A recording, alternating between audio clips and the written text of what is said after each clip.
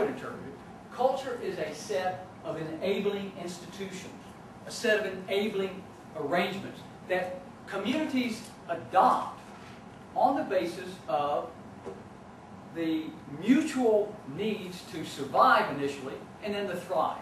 So it's something that's developed through an evolutionary process by interacting with one another. So we develop social conventions and whatever that we call our culture.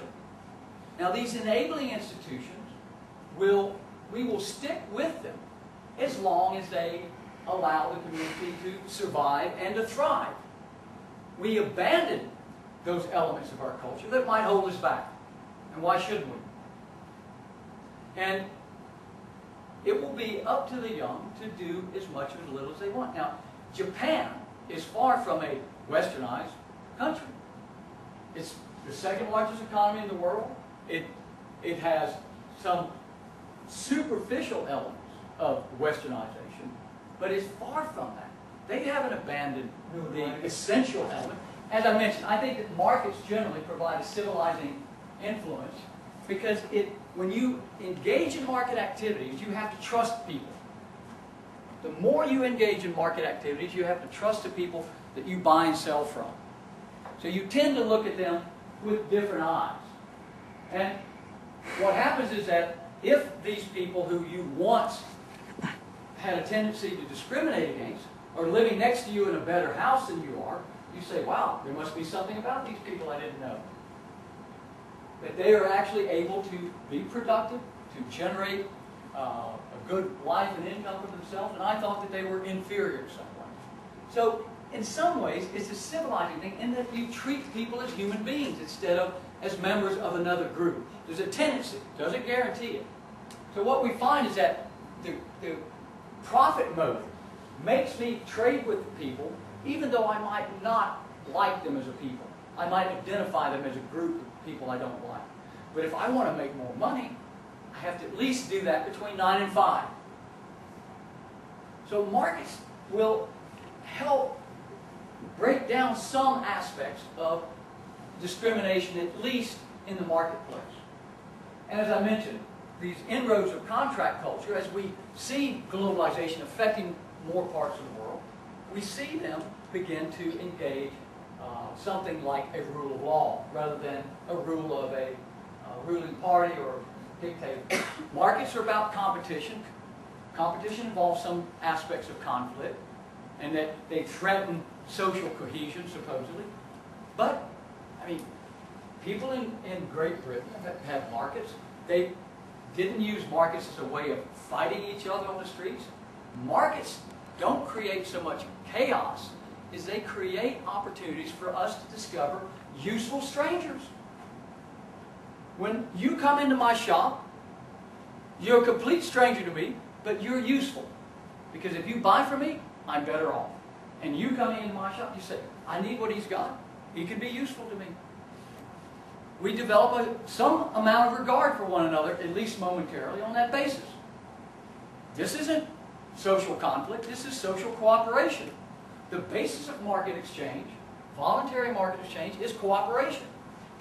It doesn't break down the social fabric necessarily. In some ways it may reinforce it, because you'll be more inclusive. A lot of traditional cultures are exclusive. We don't want people from that religion. We don't want women doing this.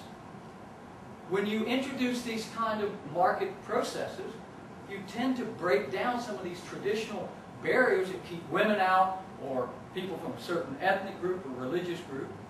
Because now you need to decide that a caste system is a good system, then they will adopt it in their cultures as well. But they will balance what they see out there as possibilities. Modernization is a process by which we see we're moving towards self-determination. Now that's what the anti-colonial movement was about, right? We in Sri Lanka want to decide our destiny, not the people in London. We in Sri Lanka must be able to decide that. Now, so in other words, we want to move away from authority-based collectivist organizations towards more individualist-based institutions, which in most cases was democracy. So on one hand, we have this, on a macro sense, we have national self-determination and democracy, giving people, individuals, a voice in their own destiny and throwing out the colonial masters. Now, on a micro level, there should be individual self-determination with the rights and the freedoms within a market context. And this is what has developed or not developed. In the case of India, for example, they got the first part, but it stopped there. The Raj simply changed clothes. The people kept lording it over the people there. They were not allowed individual self-determination in the sense that they could decide their own destiny, because we know that because literally millions of Indians left India to seek their destiny, their personal destiny elsewhere, and they went right to the top. So this is a two-step process, and I think what we've seen in the last century, the previous century, we saw this wonderful movement towards national self-determination, the end of colonialism. And now what we're struggling with is that individuals must have self-ownership. There must be individual self-determination. I decide what it is makes my life valuable. And I do that within a context of how I react to the rest of the community. I can't simply abandon my cultural identity and expect the rest of the people to respect me. But I may challenge it. So I need the opportunity, or we need, or we're seeking. And this is coming in step-by-step process. This isn't a catastrophic or revolutionary change. It goes bit by bit. So how does this globalization affect cultural change? I think the most crucial part is what comes from inside, or not.